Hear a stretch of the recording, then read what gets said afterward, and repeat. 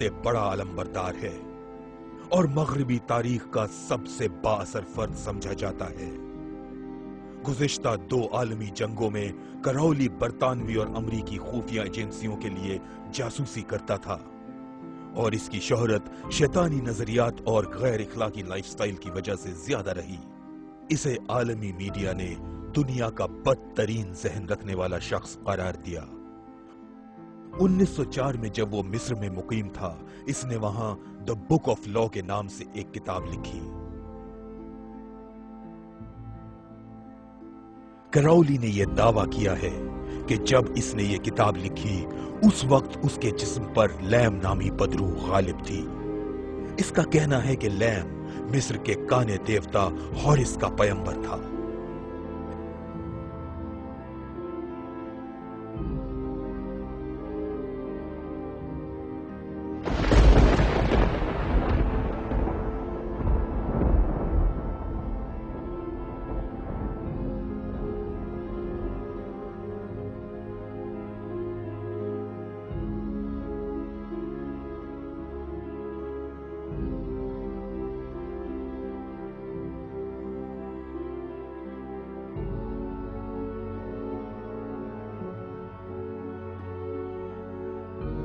کراؤلی نے اس زمانے میں ہٹلر سے بھی خفیہ میٹنگ کی تھی۔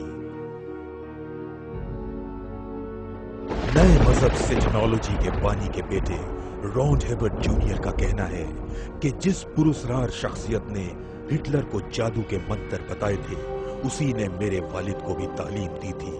کئی مصنفین کا کہنا ہے کہ ایک آنکھ والے دیوتا کی کتاب بک آف لا نے ہٹلر کو بہت متاثر کیا تھا۔ ہٹلر نے 1938 میں لکھا تھا کہ اس نے اینٹی کرائسٹ سے ملاقات کی تھی۔ وہ بہت ظالم اور گستاخ تھا جس سے مجھے بھی خوف محسوس ہو رہا تھا۔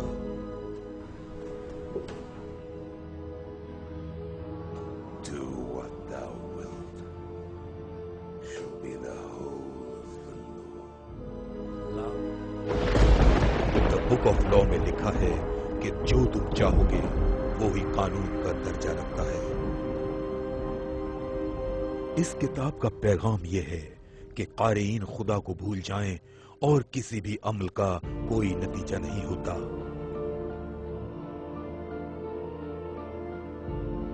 اس کا مطلب یہ ہے کہ آپ جو مرضی آئے کریں، اس کی فکر مت کریں کہ کوئی انجام ہوگا یا نہیں۔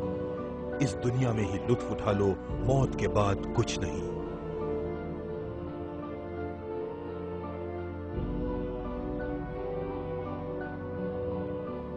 اس بات کو ذہن میں رکھیں کہ ایلیسٹر کراؤلی کو فری میسن سوسائٹی کی جانب سے 33واں لیول دیا گیا تھا، جو اس خفیہ تنظیم کا سب سے اونچا درجہ رکھتا ہے۔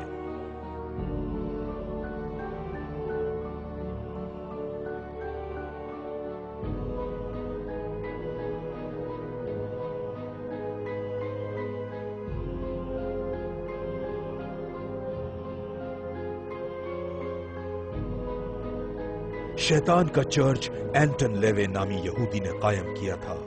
اینٹن کی شیطانی بائبل کراؤلی کی بک آف لا سے ماخوذ ہے۔ شیطانی بائبل میں سب سے اہم یہ نقطہ بیان کیا گیا ہے کہ انسان کو مکمل سیکولر زندگی گزارنی چاہیے۔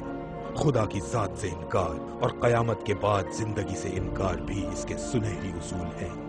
اس طرح شیطان کا پیروکار اپنی پوری زندگی دنیاوی لذتوں کے حصول میں صرف کر دیتا ہے اور سمجھتا ہے کہ اس زندگی کے بعد کوئی زندگی نہیں۔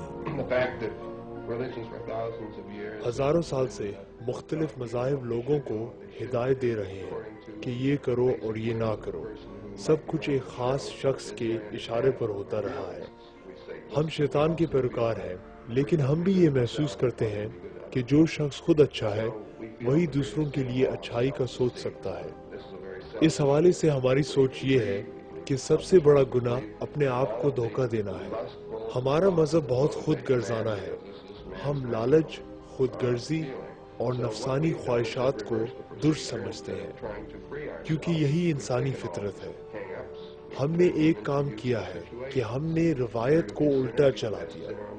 ہم نے لوگوں میں ہچکچاہٹ ختم کرنے کی کوشش کی ہے۔ میں کسی بھی جنسی خواہش کو پورا کر سکتا ہوں اور اس طرح کی حرکت کرنے میں شرمندہ نہیں ہوتا، اور نہ ہی مجھے اس بات کا خوف ہے کہ جرگہ یا اخلاقی کونسل میرے خلاف کیس کرے گی۔ ہم یہ چاہتے ہیں کہ انسانوں کو اپنی پسند کا ہر کام کرنے کی آزادی ہونی چاہیے۔ اگر کوئی لڑکی اسقاط حمل کرانا چاہتی ہے تو اس میں کسی قسم کی رکاوٹ نہیں ہونی چاہیے۔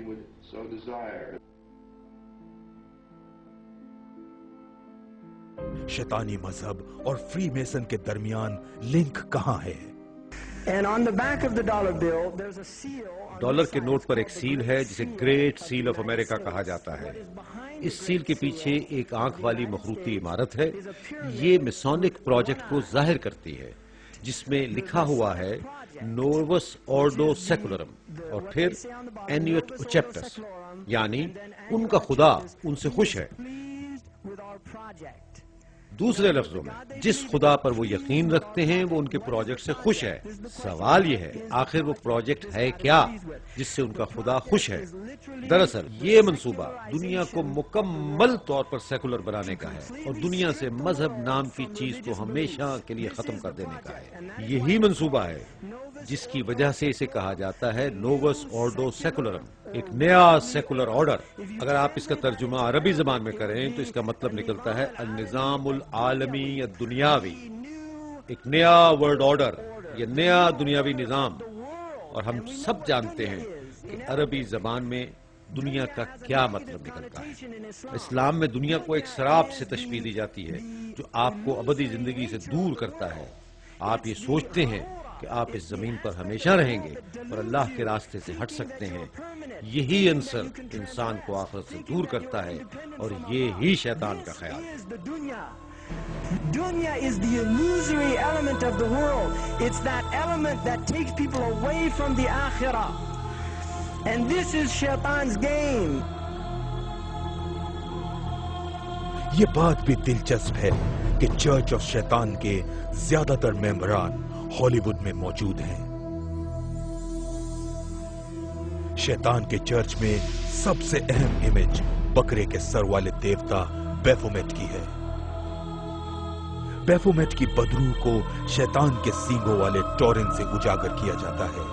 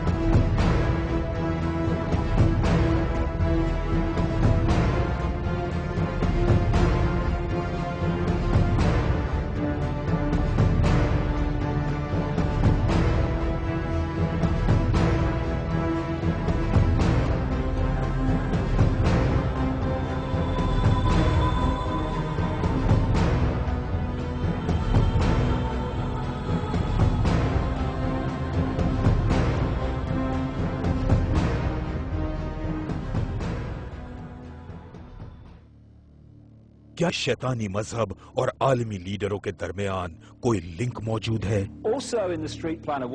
اگر آپ غور سے دیکھیں تو واشنگٹن شہر کا پلان بھی 5 اطراف دکھاتا ہے۔ نازیوں نے اپنے نشان سواسٹیکا کو الٹا کر دیا اور اس طرح سے اپنے منفی انداز کو واضح کیا۔ شیطان کے پجاری اس کو الٹا اشارہ قرار دیتے ہیں۔ ان لوگوں نے پینٹاگرام کے ساتھ کیا کیا؟ انہوں نے اس کو الٹا کر دیا اور وہ نیچے کی طرف اشارہ کرتا دکھائی دیتا ہے۔ اسی طرح سے فاختہ کا اشارہ بھی استعمال کیا گیا۔ فاختہ امن اور پیار کا علمبردار سمجھا جاتا ہے۔ اسی اشارے کو الٹا دکھایا جائے تو اس کا مطلب ہوگا موت اور تباہی۔ ہمارے پاس 2 پینٹاگرام ہیں۔ اوپر والی کیپٹل بلڈنگ کی طرف اشارہ کرتی ہے اور نیچے والی وائٹ ہاؤس کی طرف۔ یہ جارج واشنگٹن ہے۔ گزشتہ صدی میں ان لوگوں نے سوچا کہ ان کے پاس جارج واشنگٹن کا اچھا مجسمہ نہیں ہے۔ بجائے اس کے کہ کوئی امریکی اس کا مجسمہ بناتا، انہوں نے اٹلی سے مجسمہ درآمد کر لیا۔ جب یہ مجسمہ امریکہ آیا تو لوگ اسے دیکھ کر حیران رہ گئے۔ یہ جارج واشنگٹن ہے جو امریکہ کا پہلا صدر تھا۔ اس کا آدھا دھڑ ننگا دکھایا گیا تھا۔ اس مجسمے کا ایک بازو اوپر کی طرف اور